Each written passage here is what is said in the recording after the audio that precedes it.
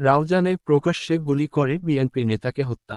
চট্টগ্রামের রাউজানে সন্ত্রাসীদের গুলিতে আলমগীর আলম ৫৫ নামে এক বিএনপি নেতা নিহত হয়েছেন। শনিবার বিকেল ৫টার দিকে পৌরসভার ৯ নম্বর ওয়ার্ডের কায়কোবাদ আহমদ জামে মসজিদের সামনে এ ঘটনা ঘটে। এ সময় রিয়াজ ও আকিব নামে দুইজন যুবদল নেতাও গুলিবিদ্ধ হন। বিষয়টি নিশ্চিত করেছেন রাউজান থানার ভারপ্রাপ্ত কর্মকর্তা ওসি মনিরুল ইসলাম ভূঁইয়া।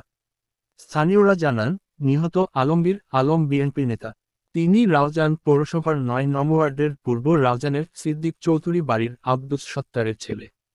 আলমগীরের ছেলে আশফায়াত হোসেন বলেন, শনিবার দুপুরে পরিবারের সবাই মিলে পূর্ব রাউজান রশিদ পাড়ায় ফুফুর বাড়িতে দাওয়াত খেতে গিয়েছিলাম।